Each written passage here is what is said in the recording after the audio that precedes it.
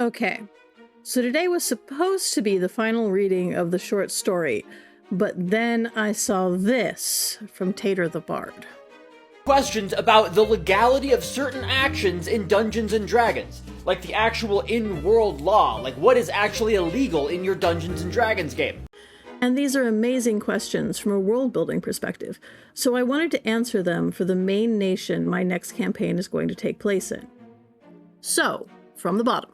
Number 5, is it still murder if you resurrect the person that you murdered? Because I feel like murder's bad because it's like, oh, that's forever snoozies, they're gone forever. But if I slime someone and then I immediately revivify them, like, yes, I did slime them, but they're still here. Is there a deduction to your prison sentence if you bring them back? No. In the Empire, if you murder someone and then bring them back, it's downgraded to assault and battery. And if they can prove that the unaliving was on purpose, then intention to cause heinous harm can be added to the charges. Number 4 legal question. Are murders even hard to solve in Dungeons & Dragons? I feel like the spell Speak with Dead kinda invalidates a lot of murder trials. You walk into the trial, you cast Speak with Dead, you look at the victim, you're like, yo, did that guy get you? Victim says yes, you say, Your Honor, we rest our case. I feel like that solves a lot of murders. Yes. As per the spell's description, the dead individual doesn't have to tell the truth, their answers are brief and cryptic, and they only know what they knew in life. So the dead victim would be treated exactly like a living victim of any other crime. Now, Zone of Truth in a courtroom setting is a whole different can of hornets.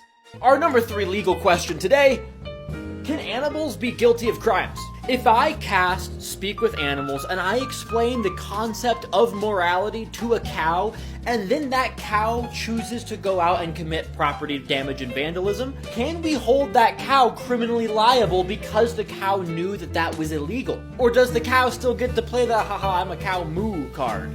And if they can't be held liable, would animals not be the ideal criminals? Like, if I was a criminal overlord, I would just have a bunch of cows committing my crimes because they can't be held guilty. Animals cannot be found guilty of a crime. Any animal who can be considered of high enough intelligence to understand and execute commands or training is considered to be a direct extension of the person responsible for those commands and or training, and thus that person is charged for those crimes. Number 2 legal question. Going back to the resurrection thing, does being resurrected nullify the death penalty? If I commit treason and the king says off with my head and they off with my head, and then my cleric homie's like, head back on shoulders, is my death penalty served? Like, technically you did the thing, you slimed me, that's what the court said you had to do. Does the death penalty require that I remain slimed for the foreseeable future? Oh, this is a fun one.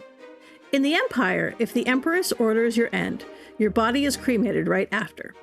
If your cleric friend decides to spend the money and time for a true resurrection, then you are free to go, but that cleric friend has now committed a crime punishable by execution. And our number 1 legal question today, what is cannibalism? Nobody has given me a satisfactory answer that I think defines cannibalism in the D&D world, because if I am a human and there is an elf, we are different species, right? I can eat that elf and it's not cannibalism. It's not a morally good thing to do, but cannibalism is illegal. Is this technically not okay? What is cannibalism? With the change from race to species in D&D and ancestry in Pathfinder, cannibalism would be consuming the flesh of someone of your own species or ancestry. So if you, as a human, ate an elf, it wouldn't be cannibalism, it would be unlawful and immoral consumption of another sentient being, or elphagy if you were caught eating an elf. I hope these answers helped, Tater. They were a lot of fun to think about. Anyway, thanks for stopping by the department. We hope to see you again soon. Like and follow so you can have a mimic in your feed every day.